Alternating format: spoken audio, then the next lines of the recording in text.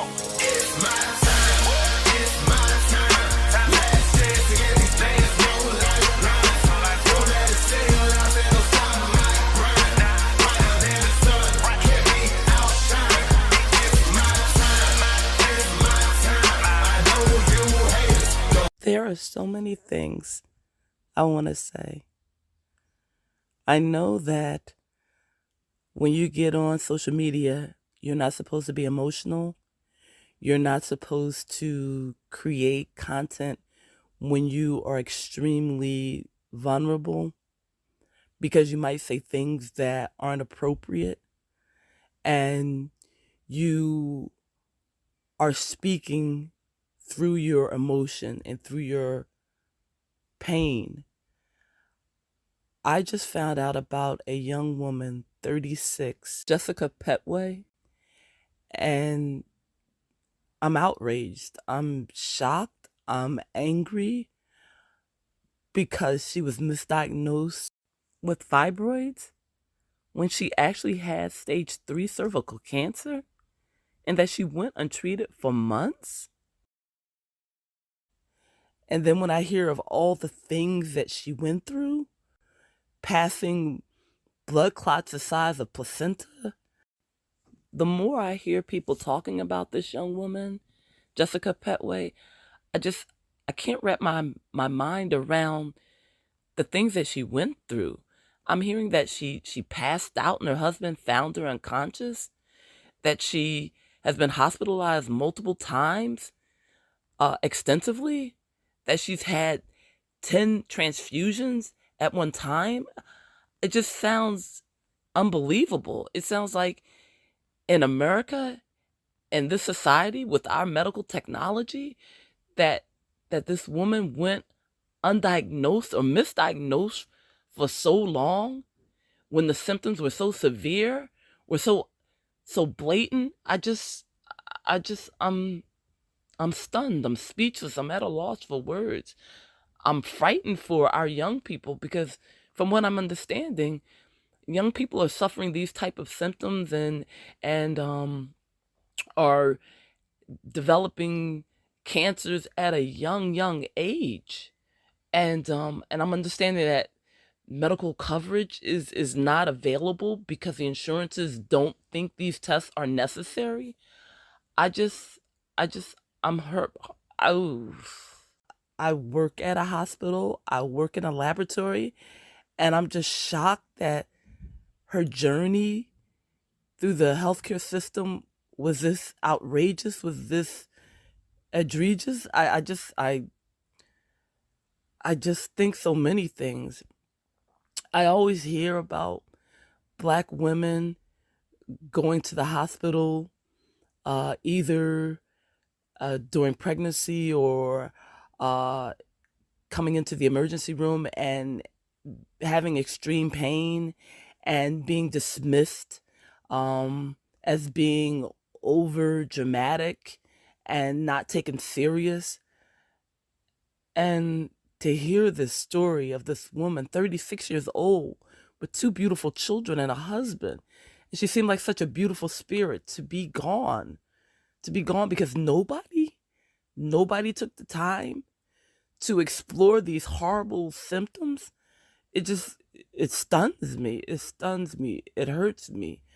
As a mother of 4 children, I can't imagine leaving them here and having someone else try to raise them or try to explain to them what happened to their parent.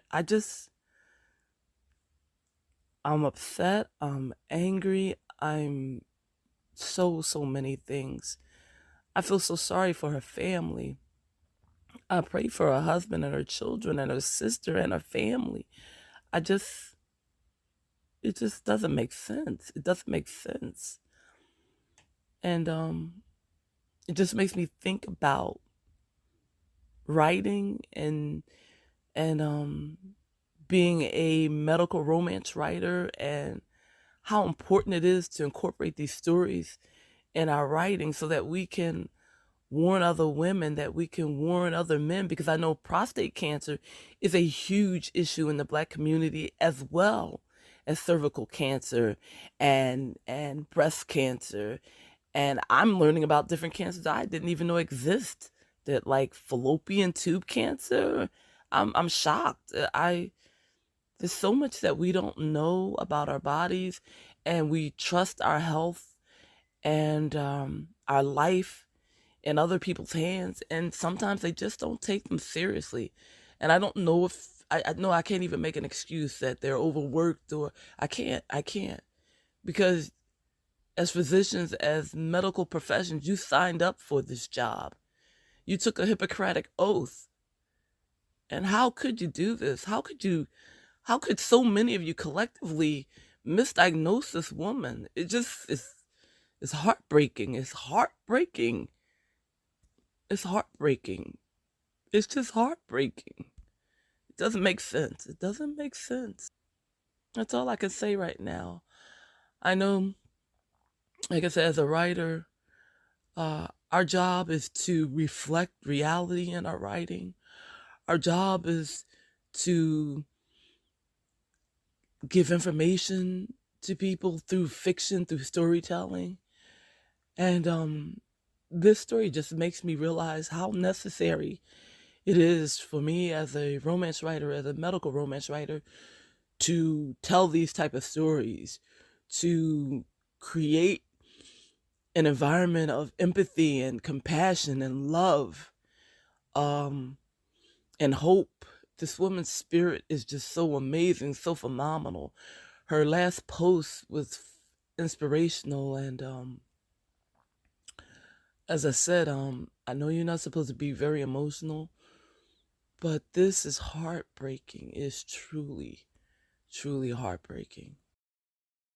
I'd just like to close this video by saying that I'm truly, truly impressed with Jessica Pettway and her sharing of the horrific things that have happened to her during these past couple of years, and how her motivation is to inform other women, to enlighten them, to make them more aware of what could happen to them. And her spirit in advocating for women to demand answers to their medical problems, and that if the answer that their physician gives them isn't sufficient enough, to seek help elsewhere. There are specialists out there who can look at a medical situation on a higher level. For example, if you go to your primary doctor and you're having gynecological problems, they should refer you to a gynecologist. And then there are specialties within that gynecological field. And that's just an example of this particular medical condition. But the same thing could be said if someone has prostate cancer. They can go to a urologist, or there's so many specialties and subspecialties that can help with a diagnosis. And that if you don't like a physician's answer to your problem, you can seek a second opinion and even a third opinion. And I understand that the medical insurance is going to come into play and they may not want to cover it, but then you get your doctors to fight for you. And if they don't, you find new doctors. And I just am so thankful that she shared her story with us. And I pray for her and her family, and that the healing process is going to be very long and very hard. And I just pray God be with them and with all her fans and all those people throughout the world that love her. And as I said, I just discovered her yesterday. And when I heard her story, it just broke my heart. I just couldn't believe the things that I'm hearing. Please join me in ushering up a prayer to the Pettway family, to the extended family, to her online community, to all those people whose lives she's touched. And may God be with her and her family.